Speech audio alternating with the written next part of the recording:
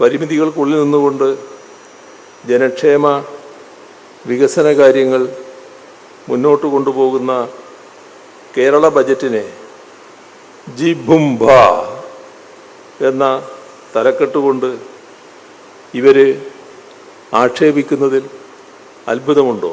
മുഖ്യമന്ത്രിയുടെ വാക്കുകളാണ്. മുഖ്യമന്ത്രി ലക്ഷ്യമിടുന്നത് മലയാള മനോരമയെ തന്നെയാണ്.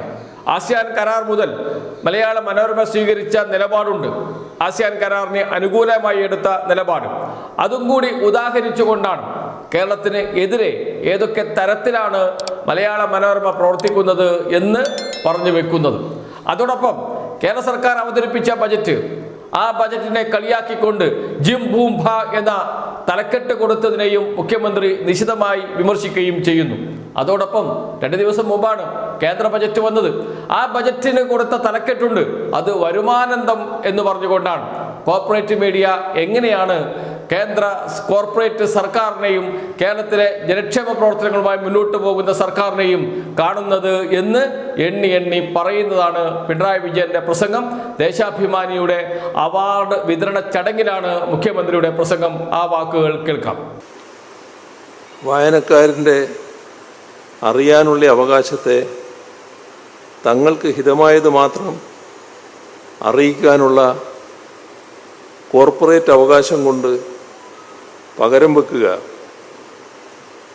എന്ന കാര്യമാണ് ഇന്ന് ഇന്ത്യൻ മാധ്യമരംഗത്ത് പൊതുവിലും കേരളത്തിൽ വിശേഷിച്ചും നടക്കുന്നത്. ഹിന്ദിയിലെയും ഇംഗ്ലീഷിലെയും മാത്രമല്ല, വിവിധ സംസ്ഥാനങ്ങളിലെ വിവിധ ഭാഷകളിലെ പത്രങ്ങളും ടിവികളും വരെ കൂട്ടത്തോടെ ഏറ്റെടുത്തുകൊണ്ട് കോർപ്പറേറ്റ് വമ്പന്മാർ ജൈത്രയാത്ര തുടരുകയാണ്. ഇവർക്കിതിന് സർവ്വവിധ സ്വാതന്ത്ര്യവും നൽകുക എന്നതായി ഇന്ത്യൻ സാഹചര്യത്തിൽ മാധ്യമ സ്വാതന്ത്ര്യം അധപ്പതിച്ചിരിക്കുകയുമാണ്. കേരളത്തിൽ തന്നെ 98% ടിവികളും കോർപ്പറേറ്റ് അധീനതയിലാണ് എന്നത് ഗൗരവമായി കാണേണ്ടതാണ്. മാധ്യമരംഗത്ത് കോർപ്പറേറ്റ് ആധിപത്യം വരുമ്പോൾ ജനങ്ങളുടെയും നാടിൻ്റെയും താല്പര്യം എങ്ങനെയാണ് ഹനിക്കപ്പെടുന്നത് എന്നതും നാം കാണേണ്ടതായിട്ടുണ്ട്. ഉദാഹരണത്തിന്, റബ്ബർ ഇറക്കുമതി ക്രമാതീതമാവുമ്പോൾ തകരുന്നത് റബ്ബർ കർഷകരാണ്, നമ്മുടെ സമ്പദ്ഘടനയാണ്. റബ്ബർ ഇറക്കുമതി പാടില്ല എന്ന് കേരളവും ഇവിടുത്തെ കർഷക പ്രസ്ഥാനങ്ങളും ഒരുപോലെ ആവശ്യപ്പെടുന്നു. പക്ഷേ ആസിയാൻ പോലുള്ള കരാറുകളിലൂടെ വർഷം തോറും പുതുക്കപ്പെടുന്ന കയറ്റിറക്കുമതി നയത്തിലൂടെ റബ്ബറിൻ്റെ ഇറക്കുമതി ചുങ്കം കേന്ദ്ര സർക്കാർ ചുരുക്കി 0 കൊണ്ടുവരുന്നു. ഇതുകൊണ്ടുള്ള ഗുണം അനുഭവിക്കുന്നത് റബ്ബർ ടയർ വ്യവസായ ലോബിയാണ്. റബ്ബർ ഇറക്കുമതി നിയന്ത്രണരഹിതമായി തുടരണമെന്നാണ് റബ്ബർ ടയർ വ്യവസായ ലോബി ആവശ്യപ്പെടുന്നത്. ഇറക്കുമതി ചുങ്കം സാധാരണഗതിയിൽ കൂട്ടണമെന്ന് ഇവർ ആവശ്യപ്പെടില്ല. ഇവിടെ കാണേണ്ടത് ഈ റബ്ബർ വ്യവസായത്തിൻ്റെ താൽപ്പര്യം സംരക്ഷിക്കുന്നവരുടെ ഉടമസ്ഥതയിൽ ഒരു മാധ്യമമുണ്ടെങ്കിൽ ആ മാധ്യമം ആസിയാൻ കരാറിനെതിരെ എഴുതുമോ? അതേപോലെ ഇറക്കുമതി ചുങ്കം കൂട്ടണമെന്ന് ആവശ്യപ്പെടുമോ?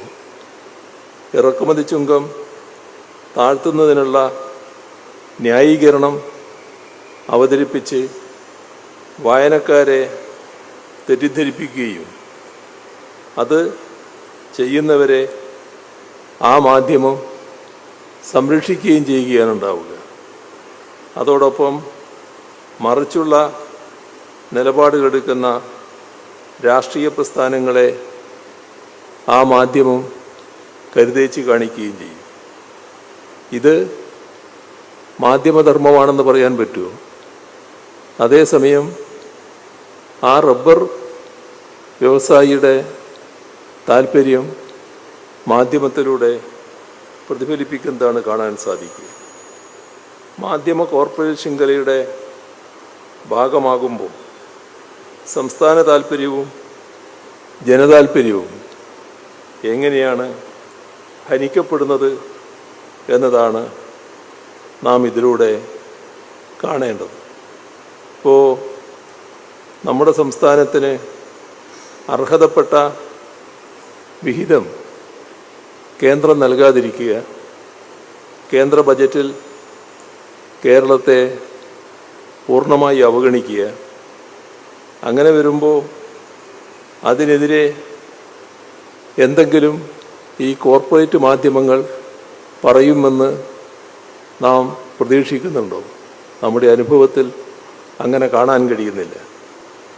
പരിമിതികൾക്കുള്ളിൽ നിന്നുകൊണ്ട് ജനക്ഷേമ വികസന കാര്യങ്ങൾ മുന്നോട്ട് കൊണ്ടുപോകുന്ന കേരള ബജറ്റിനെ ജിബുംബ എന്ന തലക്കെട്ടുകൊണ്ട് ഇവർ ആക്ഷേപിക്കുന്നതിൽ അത്ഭുതമുണ്ടോ?